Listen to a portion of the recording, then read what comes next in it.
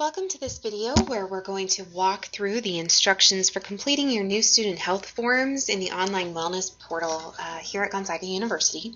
This is a required process for any students who are enrolled in on-campus courses. You should have received an invitation email to your Zag mail giving you the link to connect to this program, but we're going to walk through step by step here.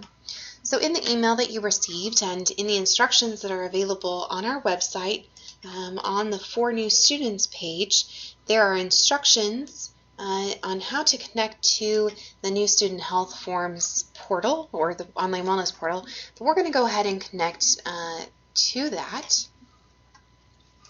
And when you get to this page, this is going to be the place where you put in your Gonzaga username and password. And it's important to keep in mind that this is the same username and password that you're going to use to log into your Zag mail, not your Zag web where you're entering in your ID number and a PIN, but your Zag mail where you're entering in typically your last name and first initial and then your password. You're going to click sign in. If you get the password correct. There we go. And it's going to go ahead and take you to your portal. I know that this is for me because I see my name here in the upper right-hand corner. And what we're going to do is we're going to walk through the process for completing these forms. And you can see right here that it's laid out for you on the home page. It's also in that PDF of those instructions I showed you that were on our website. So from the home screen, I'm just going to go ahead and go to the first tab, which is listed here, which is the Immunizations tab. On this tab, which does take just a second to pull up, there are a couple things that we need to do. So the first is we need to enter our required immunizations. Now, you can see that I've already entered some immunizations in here. In order to do that, it's very simple. You can either type in the day here, or you can scroll to the day by navigating through the calendar months here. Either way. Go ahead and enter all those immunizations before you hit submit. If you do hit submit too early, don't worry, just refresh the page and you come right back to the screen.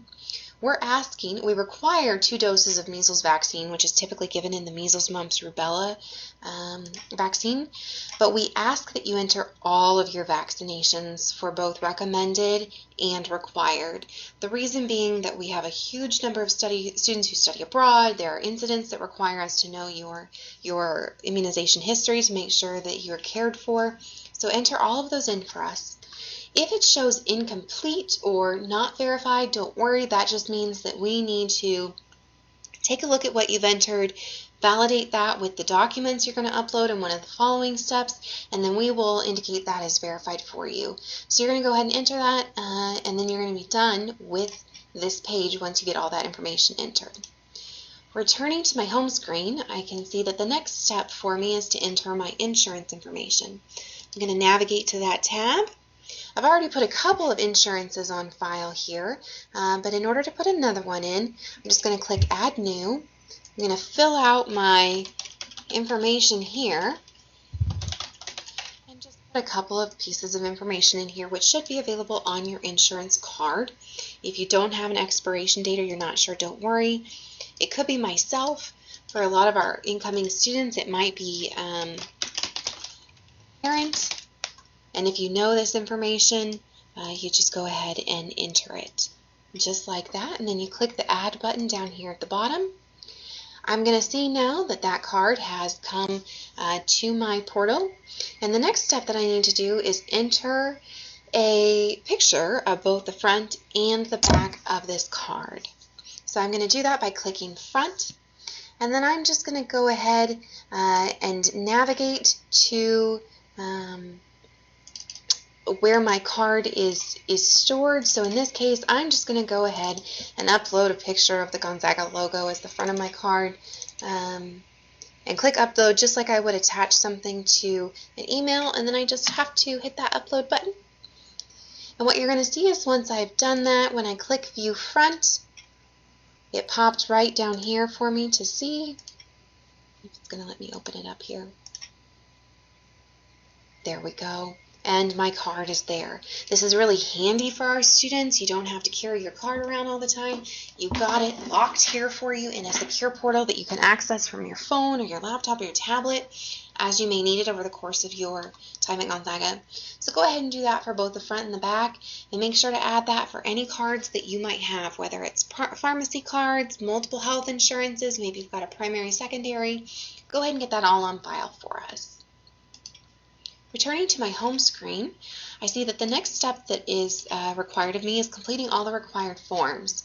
If I navigate over here to the Forms tab, for me, there are 6 forms that are being asked for completion, and this may be different depending on your age, your student status, etc. So what you're going to do in order to fill any of those out, you're going to click on the form. It's going to pop that up for you.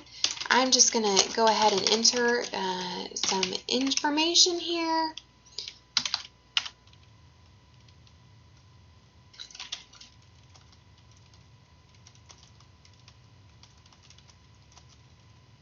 And as soon as I've gotten that information in there, I'm just going to hit submit. And I know that it's gone through because I get this thank you for submitting message. And I can see here on my form screen that it's gone black and it shows as completed, so I know I can move on to the next form. So go ahead and work on completing all of those forms, and once you've got them done, I'm going to return to my home screen, and I can see that the next step that's being asked of me is to upload some documents. So, heading over to the Uploads tab, there are a number of documents that I have already uploaded in test mode, but I want to show you how to do this. Everyone is required to upload immunization records, so we are going to select immunization records here under the drop-down, select File, again navigate to the document and attach just like you would for an email, and then hit Upload here. And then what you will see is down here, this is the document I just uploaded. It's pretty quick, and I can view the file. It downloads for me. There it is. If you intended to upload everything in one document and you inadvertently have maybe 2 or 3, you can go ahead and refresh the page. It doesn't look like it will let me upload another one, but if I hit refresh here, continue on, then I want to do that. It should let you, here we go, select another document to upload. So if you are going to be under 18 when you arrive at Gonzaga, we need a signed authorization for treatment of minors. Go ahead and upload that. And then this external medical records is not a requirement. It's just something that if you've got records that you want us to have on file, maybe you have a chronic condition, maybe we're taking over ADHD medication management for you, which we do require those testing records in order to take over that medication, you can upload those documents here.